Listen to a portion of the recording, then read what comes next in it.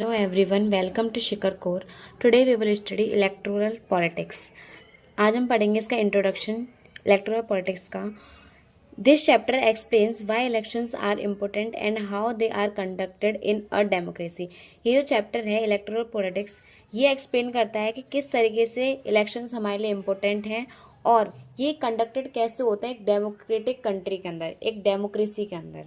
ठीक, why don't people rule directly, और जो लोग होते हैं, जनता होती है, वो डायरेक्टली रूल क्यों नहीं करती है, ये भी हम समझेंगे.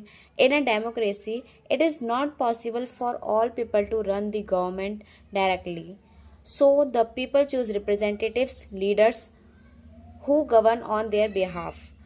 डेमोक्रेसी के अंदर ये पॉसिबल नहीं है कि सारे लोग गवर्नमेंट को रन कर सकें. कैसे? डायरेक्टली. ये इम्पॉसिबल है.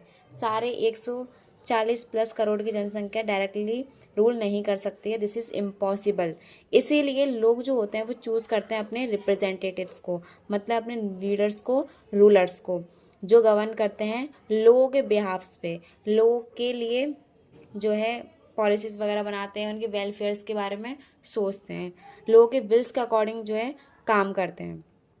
वाई आर इलेक्शंस इम्पोर्टेंट, और ये जो इलेक्शंस होते हैं ये इम्पोर्टेंट क्यों हैं, ठीक है, क्यों इम्पोर्टेंट हैं, क्यों इम्पोर्टेंट होते हैं. Elections helps people to, elections help करते हैं लोगों की किस में, ठीक है, choose their leaders.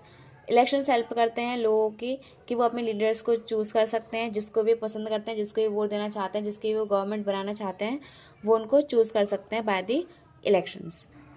Change the government if they want, और जो जनता होती है वो अपनी गवर्नमेंट भी बदल सकती है अगर वो चाहती है तो.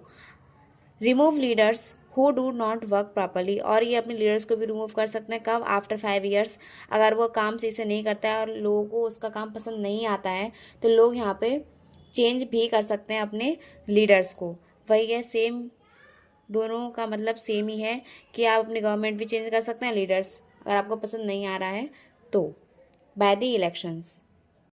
सो elections give power to the people. इसी वजह से जो इलेक्शंस होते हैं लोगों को पावर देते हैं. क्यों? क्योंकि लोग ही अपने लीडर्स को चूज़ करते हैं. हाउ आर इलेक्शंस कंडक्टेड, और इलेक्शंस कंडक्ट कैसे होते हैं ये भी हम देखेंगे. सबसे पहले हम बात करेंगे division of areas into constituencies.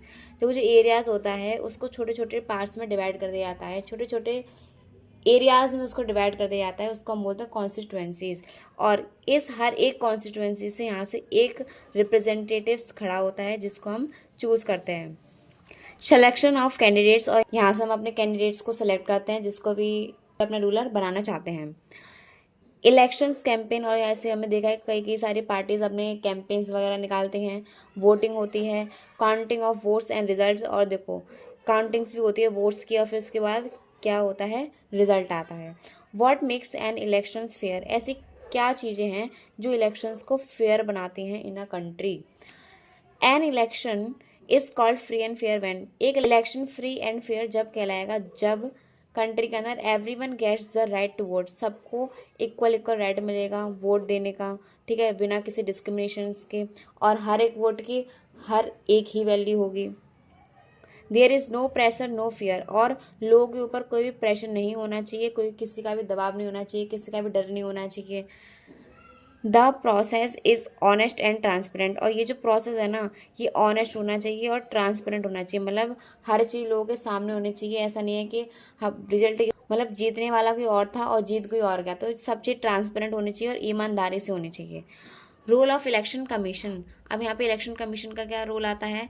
This chapter also explain how the election commission ensure the elections are conducted properly and fairly. ये जो चैप्टर है ये एक्सप्लेन करता है किस तरीके से जो इलेक्शन कमीशन होता है ये इंश्योर मतलब ये देखता है कि इलेक्शंस जो हो रहे हैं वो अच्छे से हों, फेयरली और प्रॉपरली तरीके से होने चाहिए कंट्री के अंदर, ठीक है, बिना किसी चीटिंग के, और अनफेयरली नहीं होने चाहिए. आई होप आपको ये वीडियो अच्छी लगी हो. लाइक करें, सब्सक्राइब करें. Thank you so much.